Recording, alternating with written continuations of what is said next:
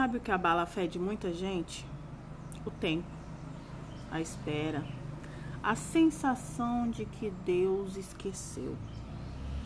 A gente ora, confia, acredita, só que passam os dias viram meses, os meses viram anos, aí o coração começa a enfraquecer, a promessa começa a parecer distante, e aí o silêncio de Deus começa a parecer definitivo. Mas será que a promessa de Deus tem prazo de validade?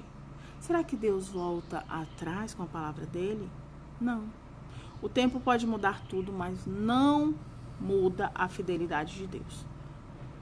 Olha Abraão, sabe a história de Abraão? Deus prometeu para Abraão um filho quando ele tinha uns 75 anos. E aí o cumprimento veio 25 anos depois. 25 anos de silêncio, frustração, dúvida. Mas o ventre de Sara, que já estava morto, foi o cenário perfeito para Deus provar que a promessa não dependia nem da idade e de nenhuma circunstância.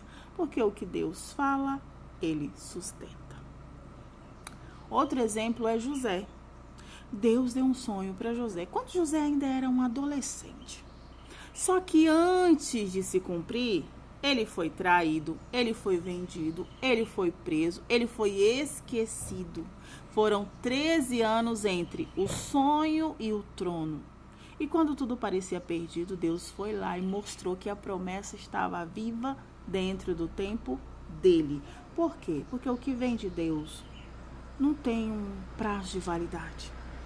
E também tem Moisés, 40 anos fugindo do Egito, se sentindo esquecido, cuidando de ovelhas no deserto, mas o deserto não cancelou a promessa.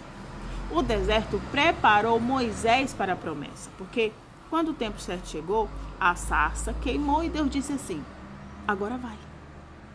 E tem Davi, né? Porque quem é que não conhece Davi? Foi ungido rei bem jovem, só que teve que esperar anos, fugindo de Saul, escondido em caverna, sendo injustiçado. Mesmo assim, Davi não tomou o trono à força. Por quê? Porque ele sabia que Deus promete, Deus entrega no tempo dele. E o maior exemplo de todos, né? Jesus, que é prometido desde o Éden, anunciado pelos profetas, esperado por gerações, 400 anos de silêncio entre Malaquias e Mateus. Mas quando o tempo se cumpriu, o verbo se fez carne. Nenhum atraso aparentemente impediu o plano de Deus de se manifestar. Então, quando você olha para a sua vida, e aí você sente que o quê? Que já passou da hora. Lembra disso, lembra deles. A promessa de Deus não tem prazo de validade. Tem tempo para ela ser revelada. O relógio de Deus não se atrasa.